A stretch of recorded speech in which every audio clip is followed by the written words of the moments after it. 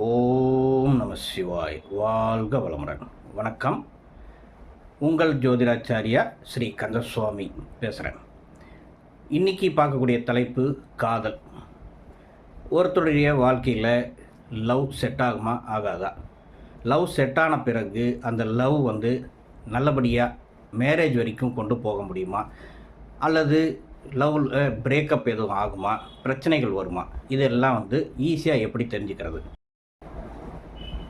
நம்மளுடைய ஜாதகத்தில் லக்னத்திலிருந்து 5ஆம் வீடு மற்றும் 7ஆம் வீடு இதுக்கு முக்கிய பங்கு வகிக்கிறது.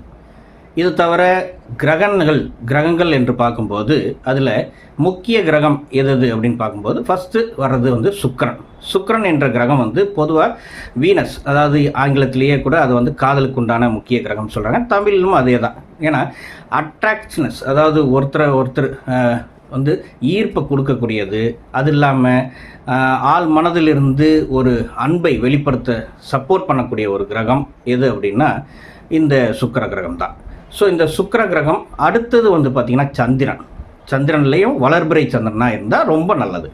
அதுக்கு அடுத்தது பார்த்திங்கன்னா செவ்வாய் அப்படிங்கிறது பொதுவாக அதுவும் ஒரு வகையில் ஈர்ப்பை கொடுக்கக்கூடியது. சரிங்களா? அது கொஞ்சம் கரண்டமடாக ஈர்ப்பை கொடுக்கும்னாலும் அதுவும் நம்மளுடைய இந்த காதல் விஷயத்தில் முக்கியமாக வருது. இதுக்கு அடுத்தது திடீரென சில விஷயங்களை நடத்தக்கூடிய ராகு. ஓகேங்களா?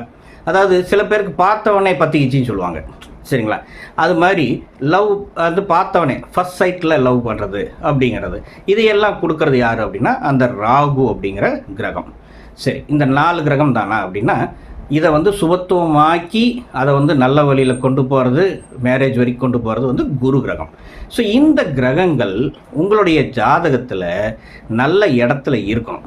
அதே போல் 5ஆம் வீடு மற்றும் 5ஆம் வீட்டுக்கு அதிபதியும் ஒரு நல்ல அமைப்பில் இருக்கணும். ஓகேங்களா? ஏன்னா 5ஆம் வீடு என்பது நம்மளுடைய ஆள் மனசை குறிக்கும். ஓகேங்களா? அப்போ ஆள் மனசு அல்லது ஹார்ட் சம்மந்தப்பட்ட விஷயம் அப்படின்னு சொல்கிறோம் இல்லையா, காதலை. அப்போ அதுதான் இந்த 5ஆம் வீட்டை குறிக்கிறது. அப்போ அந்த 5ஆம் வீடு சுபத்துவமாகி 5ஆம் வீட்டுக்கு அதிபதியும் ஒரு நல்ல இடத்துல இருந்து அதை பார்த்திங்கன்னா இந்த குரு கிரகமோ அல்லது சுக்கிர கிரகமோ பார்வையால் பார்க்கும்போது கண்டிப்பாக லவ் செட் ஆகும்.